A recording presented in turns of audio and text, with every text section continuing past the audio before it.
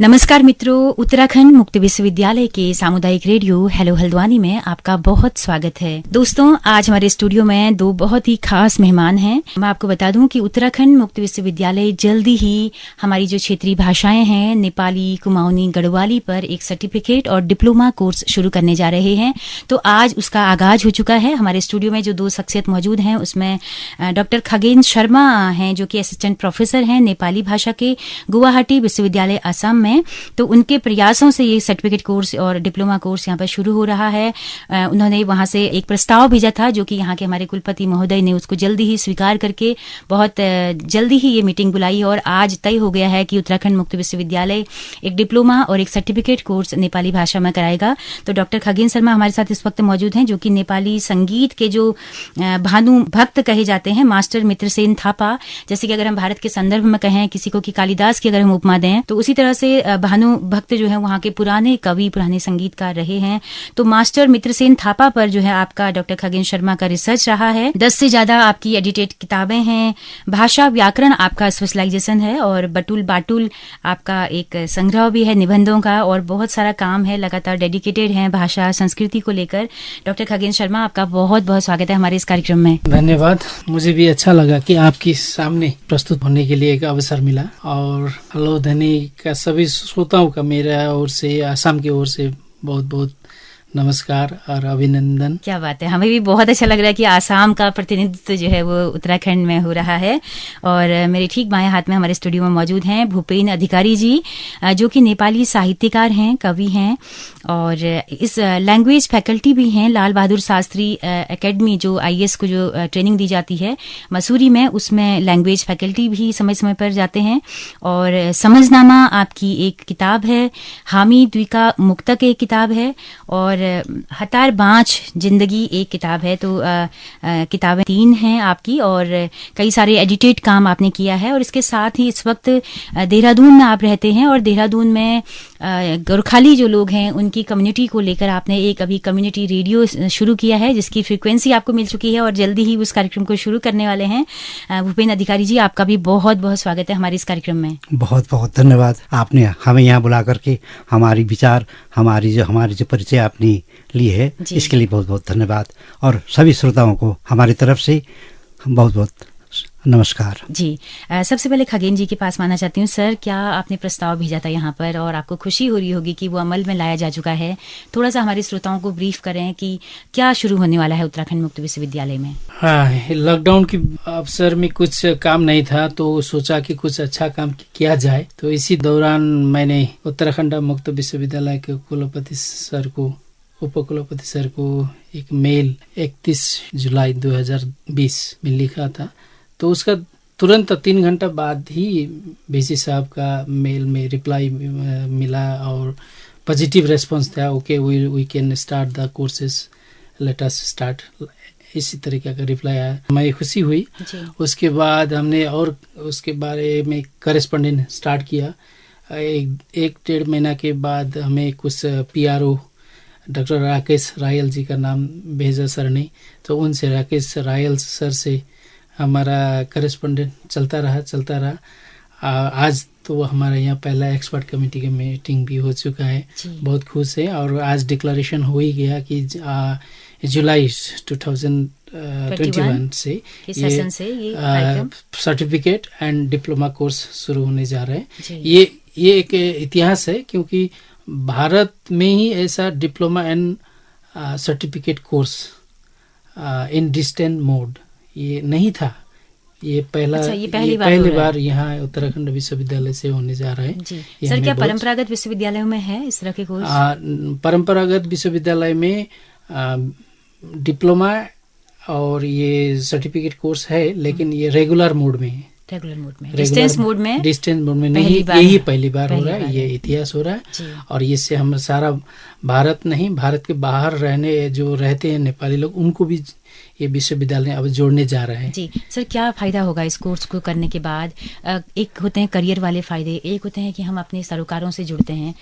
किस किस तरह के ये फायदे दोनों आप देखते हैं? फायदा होने वाला है। एक तो अपना भाषा साहित्य कला संस्कृति को जो जानना चाहते हैं, सीखना चाहते हैं सिस्टमेटिकली, उनके लिए बहुत फायदा होता है, बहुत फायदा होने वाला है। क्योंकि बहुत सारे लोग एडुकेटेड हैं लेकिन नेपाली में एडुकेटेड नहीं है, नेपाली भाषा साहित्य में एडुकेटेड नहीं है, शिक्षित नहीं है, और उनके लिए पूरा फायदा रहेगा।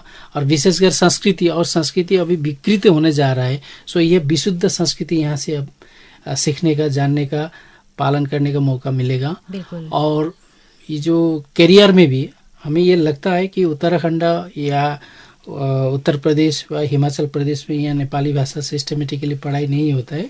सरकारी लेवल में कहीं कहीं होता है, वो भी जो इनफॉर्मली।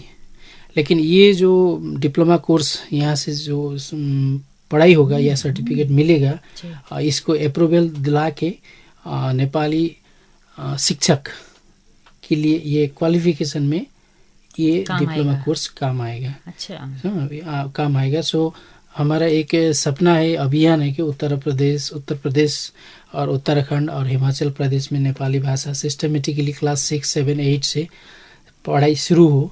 तो शुरू कराने के लिए तो वहाँ तो शिक्षक चाहिए। शिक्षक चाहिए के लिए नेपाली डिग्री भी तो चाहिए। तो नेपाली डिग्री के लिए ये डिप्लोमा कोर्स आने वाले दिन में ये सपोर्ट करने वाले हैं। अच्छा, हिमाचल में आपने कहा कि शुरू होने वाला है? नहीं, हम हिमाचल, उत्तराखंड और यूपी, ये तीनों में हमारा एक अभियान रहेगा, बनेगा। अब अगले 1-2 साल में हम स्टार्ट करवाएंगे। जी जी। तो इसके लिए ये बुनियादी काम हो चुका है। बिल्कुल। और इससे विदेश में भी बहुत सारे नेपाली रहते हैं, उनके लिए भी फॉर्मल डिग्री नहीं है। नेपाली भाषा जानते हैं, संस्कृति भी जानते हैं, लेकिन उनके पास फॉर्मल डिग्री नहीं है। अगर ये डिस्टेंस मोड में तो कहीं से भी एडमिशन हो सकते हैं, और एग्जाम के टाइम में आएंगे, एग्जाम देंगे और सर्टिफिकेट लेकर जाएंगे। ये तो बहुत अच्छी बात है कि हमारा विश्वविद्यालय भी देश विदेश के स्टूडेंट से जुड़ पाएगा। जी, आगे हम नेपाल की संगीत पर बात करेंगे, भानु मित्र सिंह थापा जी पर भी बात करेंगे। तो मैं डॉक्टर भूपेन अधिकारी जी के पास माना चाहती हूँ। अधिकारी जी, आप कुछ बताएं कि जो आज ये मीटिंग हुई है, कैसा आपको लग रहा है और क्या भूमिका आपकी इसमें रही है? देखिए, ये जो आज हमने मीटिंग की है, बहुत ही मेरे हिसाब से बहुत ही फ्रूटफुल रहा। इस हिसाब से भी हम मिले, उन्होंने भी हमें बहुत एक तरह से सपोर्ट किया है कि आप लोग आगे बढ़िए। ये बहुत ही अच्छी बात है कि भाषा सीखना और सिखाना। देखिए, नेपाली भाषा कहें या कुमाऊनी गढ़वाली कहें या कोई भी भाषा, पहले तो हम प्रैक्टिकली सीखना पड़ेगा।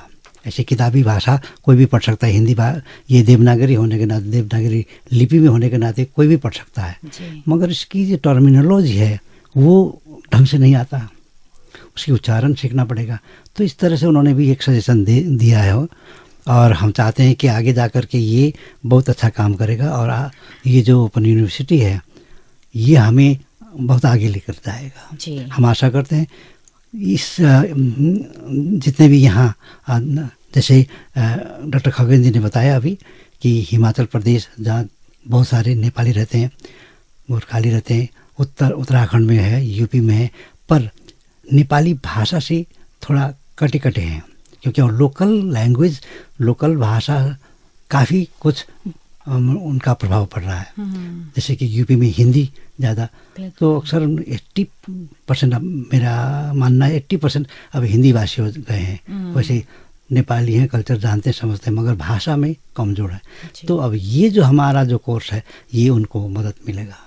और आगे जा कर के जैसे डॉक्टर शर्मा ने अभी बताया कि सर्विस में भी टीचिंग पोस्ट निकलेगा। बिल्कुल।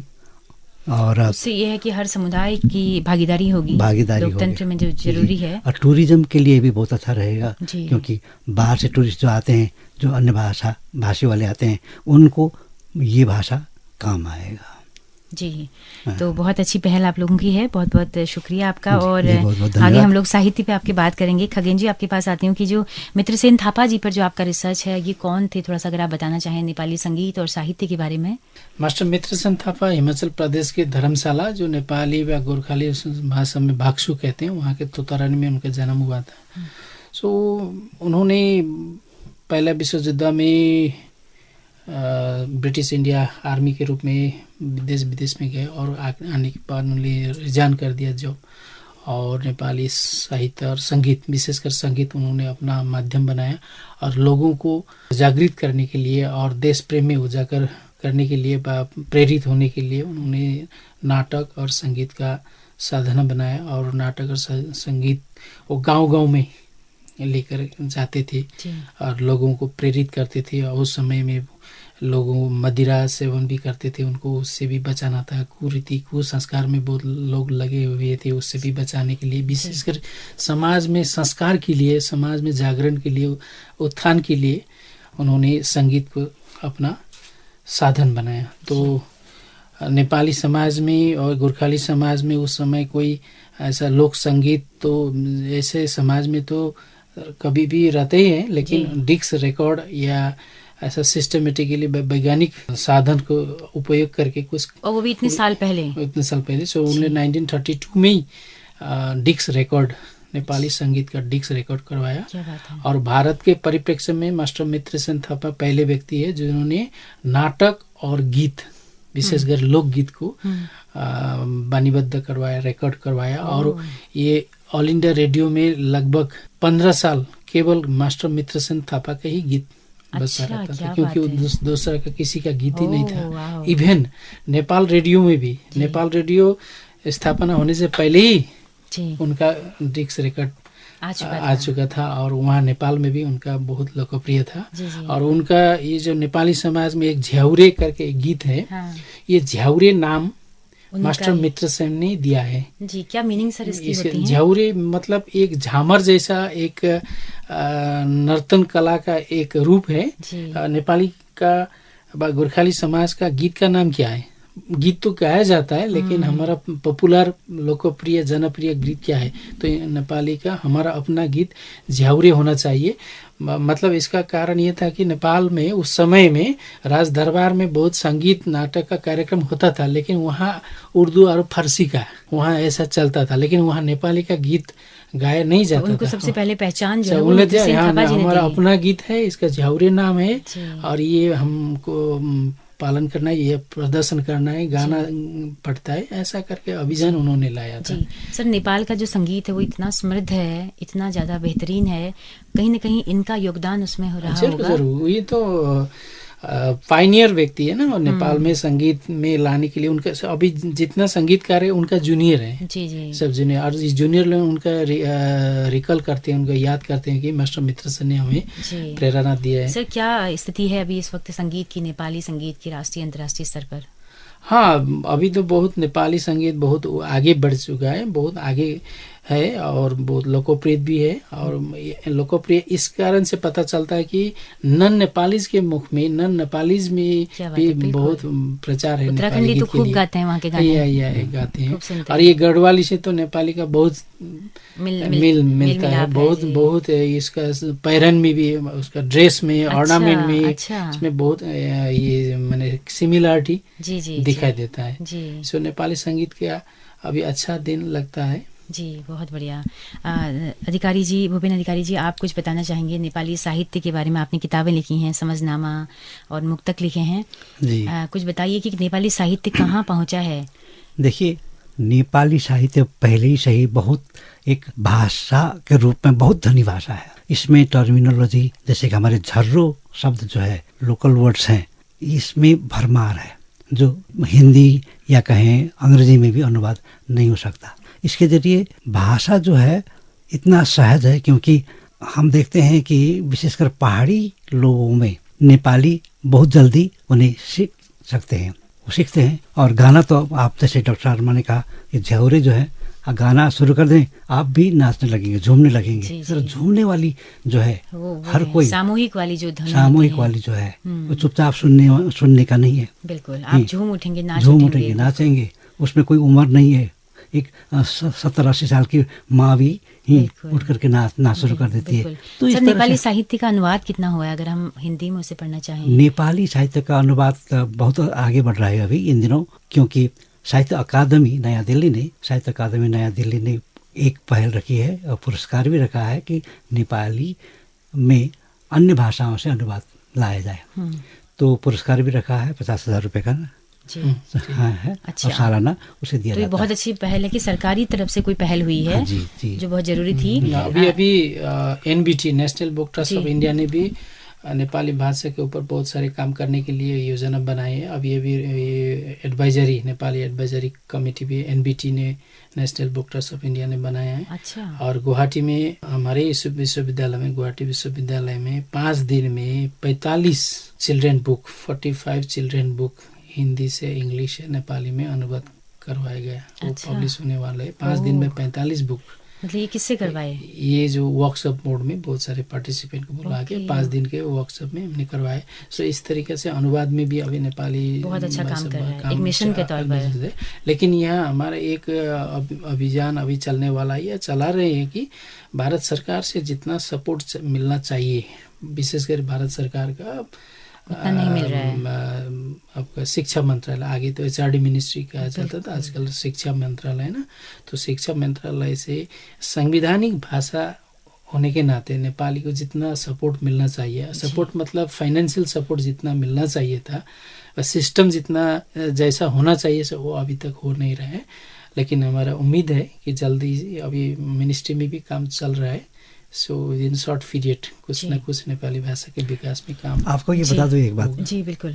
कि नेपाली भाषा भारतीय भाषाओं में 8th schedule of the constitution में मान्यता है। अच्छा, 8वीं अनुसूची में मान्यता है नेपाली भाषा को। जी। 1992 में 20 अगस्त 1992 में हमें मिल गया है। तो उसके बाद में कई संस्थाएं किताबें लिखना, कई संस्थाओं ने इसके सेमिनार करना, वर्कशॉप करना, यह चालू है हर जगह। जी जी सर, इस वक्त भारत में कितने लोग हैं जो नेपाली मूल के लोग हैं? कितनी होगी उनकी तादाद और कहाँ कहाँ वो हैं? किन किन पोजीशंस में हैं? यहाँ एक शब्द होगा कि नेपाली मूल के, अभी यहाँ कहना लोग अच्छा, रुचि नहीं चाहते, इंडियनाइज हो गया ना। सो भारत के लोग खुद को भी नेपाली नहीं कह के गोरखा या गोरखाली कहना अच्छा मानते हैं, क्योंकि नेपाली बोलने से इमीडिएटली, मतलब अगर अब अमेरिका के होते तो अमेरिकन कहने से हम गर्व करते, लेकिन नेपाली, और जबकि नेपाल के लोकतंत्र की आप खूबी देखिए, कितनी सारी चीजें उन्होंने अभी अडॉप्ट की हैं। लेकिन यही कुछ गड़बड़ है। एनीवे, अब सेंसस में बहुत कम दिखाया गया है। 29 लाख लास्ट 2011 का जो सेंसस है, ओनली 29 लाख, अराउंड 29 लाख। लेकिन हमारे यहाँ नेता लोगों ने और कई लोगों ने अपने भाषण में, अपने मंतव्य में 1.5 करोड़ नेपाली भाषी, 1.5 करोड़ गोरखाली ऐसा कहते हैं। एग्जैक्टली सेंसस नहीं हो रहा है, लेकिन तो नेपाली और गोरखाली दोनों अलग अलग हैं? नहीं, सिनोनिमस है। और असम, भारत में लगभग 22-23 राज्यों में नेपाली का नेपाली का सेटलमेंट है। अच्छा। उसमें सबसे ज्यादा पूर्वोत्तर भारत में। अच्छा। पूर्वोत्तर भारत का भी असम में। जी। असम में नेपाली बहुत सारे लोग वहाँ रहते। क्या वजह थी कि पूर्वोत्तर में लोग ज्यादा गए? ये पूर्वोत्तर में ज्यादा गई, मतलब ये तो सुगोली संधि के पहले के बाद था। सुगोली, वहाँ पे कामाख्या मंदिर का एक वजह थी, और वहाँ आर्मी के लोग, ब्रिटिश इंडिया के टाइम में ब्रिटिश इंडिया ने गोरखालियों को वहाँ लेकर गए, वहीं सेटल करवाया। जी। और बहुत सारे एग्रीमेंट करके भी नेपाली भाषियों को तभी ले गया था, ब्रिटिश पीरियड में ही। जी। ब्रिटिश पीरियड में लेकर गया था। सो और ये जो 1856 में सुगोली संधि हुआ, ये हम लोग, हमारा इतिहास में कहा जाता है कि अल्मोड़ा, नैनीताल, गढ़वाल, ये सब पहले एक बार कोई समय नेपाल का हुआ करता था। सो ये ब्रिटिश इंडिया ने अपने कब्जे में ले लिया, यहाँ के लोग भारतीय हो गए, और यहाँ के लोग नॉर्थ ईस्ट में भी चले गए, ऐसा कुछ इतिहास में बताया जाता है। और ये इतना भी कहा जाता है कि पहला यहाँ जो मुगल के राज में, मुगल के अत्याचार में बहुत सारे यहाँ के इंडियन भारतीय मूल नेपाल में जाके सेटल हुए हैं, उनका भी वंशज। अच्छा। उनका कनौज से, और ऐसा बहुत इतिहास में बात है। मुगल पीरियड में वहाँ गए थे, और उसके बाद इधर आया। ऐसा करके अभी भारत में तो नेपाली बहुत सारे जगह में, अब जब असम की बात करो तो असम में तो 2 नेपाली MLA। अच्छा। और मिनिस्टर भी वहाँ का, असम का विधानसभा का स्पीकर भी मिनिस्टर भी, अच्छा, MP भी, अच्छा, सब कुछ है। तो असम में क्या नेपाली भाषा छोटेपन से ही सिखाई जाती है? हाँ, वहाँ तो प्राइमरी स्टेज से विश्वविद्यालय तक नेपाली पढ़ाई अच्छा, सिस्टम है वहाँ पे। अच्छा, तो ये बहुत अच्छी पहल आपने की है। इसके जरिए हम और ज़्यादा जानने की कोशिश करेंगे नेपाली भाषा को। तो चलते चलते आपको लोगों का कोई संदेश हो उत्तराखंड की जनता के लिए? मैंने ज़्यादा नहीं, 2-3 बार हुआ उत्तराखंड आने का सौभाग्य मिला था। आते यहाँ के लोग इतना मिलनसार, इतना आत्मीयता दिखाते हैं और अच्छा बिहेवियर शो करते हैं, खूब खुश लगते हैं। और मुझे तो यहाँ नेपाली और गढ़वाली और या उत्तराखंडी में ज़्यादा फर्क ही नहीं लगता। नहीं लगता, क्या बात है। फेस में हो या बिहेवियर में हो, ड्रेस में वो बहुत तालमेल लगता है। और मुझे लगता है ये जो उत्तराखंड विश्वविद्यालय ने जो नया पहल शुरू किया है, करने जा रहे हैं, इससे हमारा नेपाली और गढ़वाली या उत्तराखंड से बहुत उनके बीच एक पुल का काम करेगा, सेतु बनेगा। ये तो अभी मान लीजिए ये जुलाई में जो कोर्स स्टार्ट होगा ना, हमारे नॉर्थ ईस्ट से, असम से बहुत सारे लोग एडमिशन करने के लिए करेंगे और आएंगे यहाँ। तो इसीलिए ये पुल का काम जरूरी है। ये बहुत हमारे लिए सकारात्मक पहल। जी। भूपेन अधिकारी जी, आप तो देहरादून के ही हैं, फिर भी आप क्या कहना चाहेंगे हमारी उत्तराखंड? मैं देहरादून और उत्तराखंडी होने के नाते, वैसे हमारे परिवार बाहर भी हैं, भारत के कई अन्य शहरों में, अन्य जगहों में भी है। जी। तो मैंने यहाँ जितना काम किया, मैं चाहता था कि उतना काम नहीं हो पा रहा है अभी भी, पर ये जो पहल हमने शुरू की है अभी, साहित्यिक कार्यक्रम वगैरह, सांस्कृतिक कार्यक्रम वगैरह, और अपनी ही तरह से साहित्य को या कहें संगीत को आगे बढ़ाने का जो काम हो रहा है, यह बहुत अच्छा हो रहा है। इसलिए कि हम जो पहाड़ी जाति हैं, गढ़वाली, कुमाऊनी, मिलता जुलता है, भाषा मिलता है, हम शादी विवाह भी हो रहा है, तो इसमें कोई अंतर नहीं हमें लगता है। और देखा जाए तो जैसे डॉक्टर शर्मा ने कहा, चेहरे में भी सिमिलरिटीज, काफ़ी सिमिलरिटीज है। तो इसलिए बहुत अच्छा लगता है। हम सब मिलकर साझा रूप में काम कर रहे हैं, साझा रूप में काम कर रहे हैं, एक दूसरे की संस्कृति से सीखें, जिसमें जो बेहतर है उसको अपनाएं। नहीं, सभी अपना रहे हैं। बिल्कुल। मेरे कई दोस्त हैं जो गढ़वाली हैं, 2-1 शब्द हम लगाते हैं, कख अम्मा, अच्छा, इस तरह से हम लोग बोलते हैं। वो लोग हमारी नेपाली भाषा बोलते हैं। तो मिक्स्ड हमारा जो कल्चर है, मिक्स्ड हमारी भाषा है, बहुत अच्छा लगता है यहाँ। और काफ़ी अच्छा काम हमारे युवा वर्ग कर रहे हैं अभी। युवक जो है, जैसे कि ये वीडियो बना रहे हैं, जैसे कि क्या कहते हैं, नाटक में नेपाली भाषा, नेपाली संस्कृति को भी ला रहे हैं। और नेपाली भी जो जितना प्रोग्राम करते हैं, वो गढ़वाली को भी ला करके, जैसे कि कवि सम्मेलन किया, जहाँ का नेपाली होता है, तो वहाँ गढ़वाली 2 आते हैं और गढ़वाली में कविता सुनाते, कुमाऊनी में सुनाते हैं, और उसका हम अनुवाद भी देते हैं कि इस कविता का ये सार है। अच्छा। इस तरह से हमारा काम होता है। बिल्कुल। तो अच्छा लग रहा, आज आपने हमें यहाँ बुलाया, स्वागत किया, इसके लिए बहुत बहुत धन्यवाद जी। हम भी बहुत शुक्रिया अदा करते हैं आपका, भूपेन जी, खगेन शर्मा जी, आपका बहुत बहुत शुक्रिया। धन्यवाद जी। तो दोस्तों, आप सब भी हमारे साथ इस कार्यक्रम में अंत तक बने रहे, आपका भी बहुत बहुत शुक्रिया। दोस्तों, हेलो हल्द्वानी रेडियो एक सामुदायिक रेडियो है। इसकी पहुंच रेडियो में केवल हल्द्वानी शहर तक है, लेकिन अगर आप दूर दराज पहाड़ों में या देश के किसी भी हिस्से में इस रेडियो को सुनना चाहते हैं, तो गूगल प्ले स्टोर में जाकर हेलो हल्द्वानी ऐप को अपने मोबाइल पर इंस्टॉल कर सकते हैं और सुबह 10:30 बजे से लेकर शाम 4:30 बजे तक 6 घंटा हमारी रेडियो सभा सुन सकते हैं। दोस्तों, हम लोग अपनी रेडियो सभा का दोहराव भी करते हैं। अगर आप दिन में हमारा रेडियो नहीं सुन पा रहे हैं, तो शाम 5 बजे से लेकर रात 11 बजे तक भी आपको ये सुविधा उपलब्ध रहेगी। इसी के साथ अपनी रेडियो मित्र सुनीता भास्कर को दीजिए इजाजत। नमस्कार।